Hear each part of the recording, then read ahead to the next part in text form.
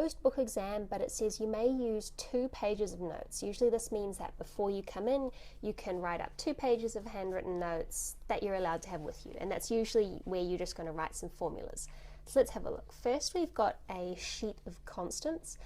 That's going to be helpful. It's good because you don't have to memorize numbers like this. You never have to.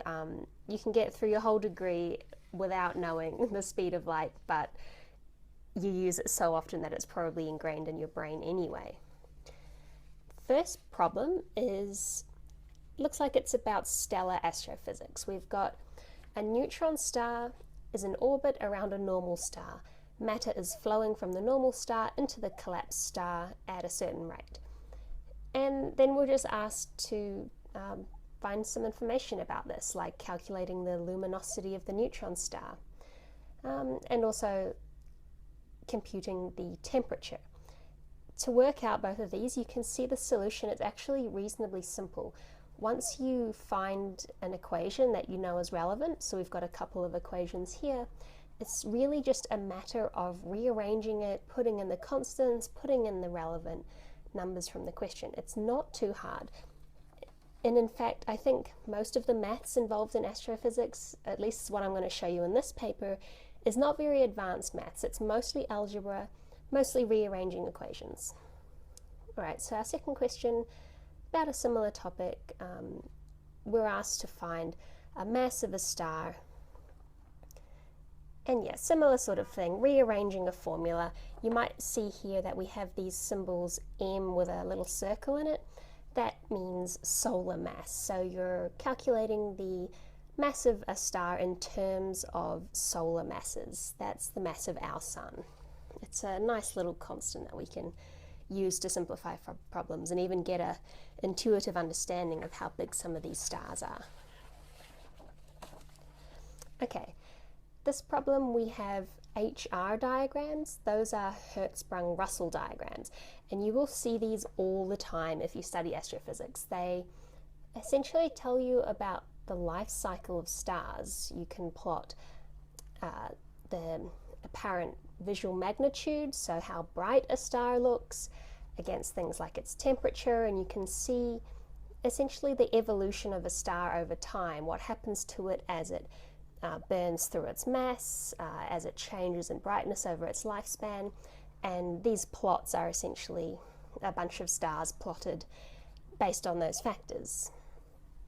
So the questions here are deducing things from the Hertzsprung-Russell diagrams. Again, I don't think this is too complicated. You're looking at the diagrams, and by the time you reach the exam, you should know how to read them. Over here we're coming into the short answer part of the exam, so a few small, shorter questions to answer. We've got a dimensional analysis problem, so looking at units and making sure that you understand those and that they make sense to you. And then we've got some explain type questions. These will be your favorite if you don't like to rearrange equations and do the math. You can just explain a concept that you're asked to. Here we're talking about what is 21 centimeter radiation and what can be learned by studying it. Some more short problems, a couple more explanations, and plugging something into a formula really. We're asked about the cosmic microwave background radiation, and asked to talk about 3 effects that dust has on starlight. Alright, we've got another question about stars. This time it's variable stars that are changing in brightness. And then we're asked about standard candles, which are a way in astrophysics to estimate distances between objects, because these so-called standard candles are objects that you kind of, you know they have a constant brightness, and you know the distance to them, so you can use that to map out the distances to other places. This problem here is about galaxies now.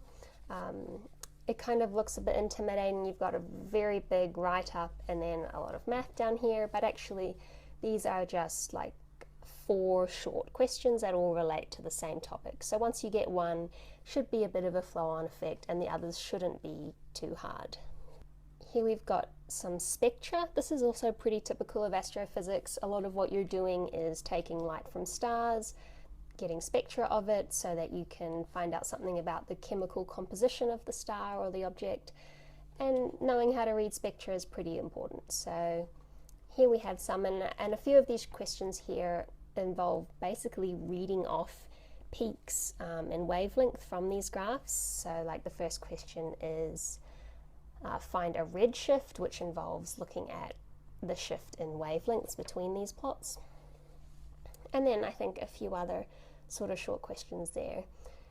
Again, these formula are probably stuff that you've written down on your little cheat sheet or your sheet of paper you're allowed to bring in.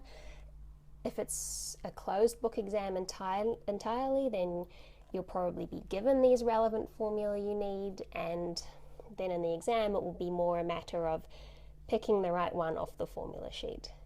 Exams are not supposed to be too hard. Like things like looking at a formula sheet and finding the right formula are things that you should be able to do if you've paid attention in the course, and I think that's all this exam is trying to do, is trying to show that you paid attention and you understand the concepts that have been talked about. It doesn't necessarily mean you have a deep understanding of the physics in terms of having a lot of your own independent thoughts behind it, which I've spoken about before is something I don't really like about university courses, but exams are, I guess, not the place to be testing that because it is quite a stressful environment.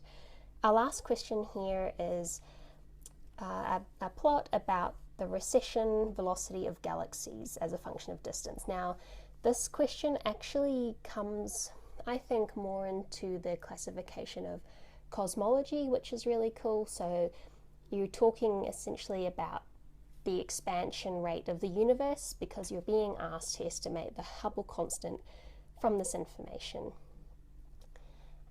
Part B is using the Hubble constant to estimate the age of the universe, and then we're asked a question relating to Newtonian cosmology to derive a more exact relation between the Hubble constant and the current age of the universe. So I think there's a few cool cosmology questions there. The link to this exam is in the description, so I encourage you, if you're curious, to